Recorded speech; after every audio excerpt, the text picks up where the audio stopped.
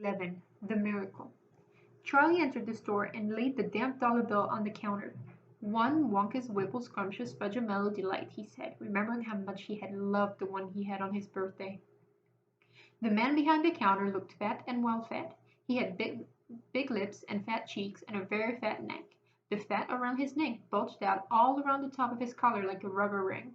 He turned and reached behind him for the candy bar. Then he turned back again and handed it to Charlie. Charlie grabbed it and quickly tore off the wrapper and took an enormous bite. Then he took another and another, and oh, the joy of being able to cram large pieces of something sweet and solid into one's mouth. The sheer blissful joy of being able to fill one's mouth with rich, solid food.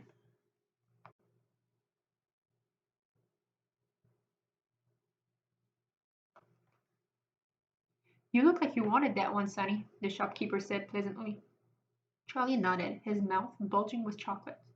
The shopkeeper put Charlie's change on the counter. "Take it easy," he said. "It'll give you a gut ache if you swallow it like that without chewing."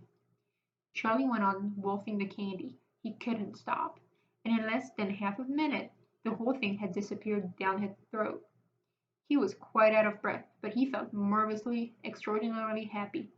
He reached out a hand to take the change. Then he paused.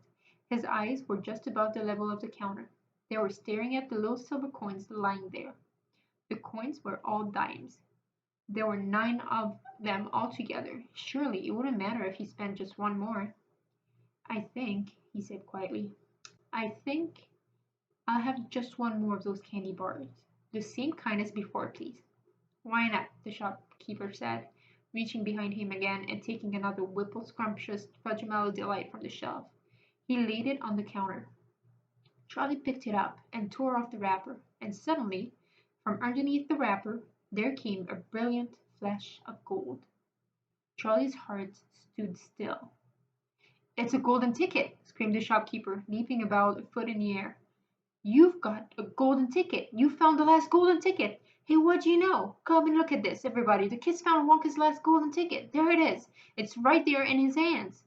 It seemed as though the shopkeeper might be going to have a fit. "In my shop too!" he yelled. "He found it right here in my own little shop! Somebody call the newspapers, quick, and let them know! Watch out now, Sonny! Don't tear it as you unwrap it! That thing's precious!" In a few seconds there was a crowd of about 20 people clustering around Charlie, and many more were pushing their way in front of the street. Everybody wanted to get a look at the golden ticket and at their lucky finder.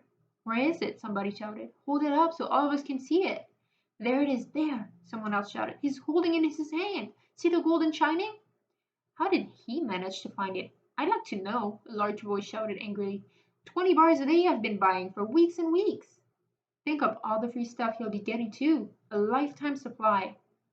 "I'll need it, the skinny little shrimp," a girl said, laughing. Charlie hadn't moved.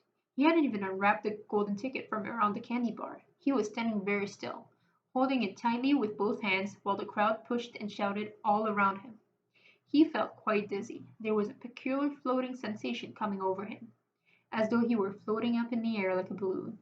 His feet didn't seem to be touching the ground at all. He could hear his heart thumping away loudly somewhere in his throat.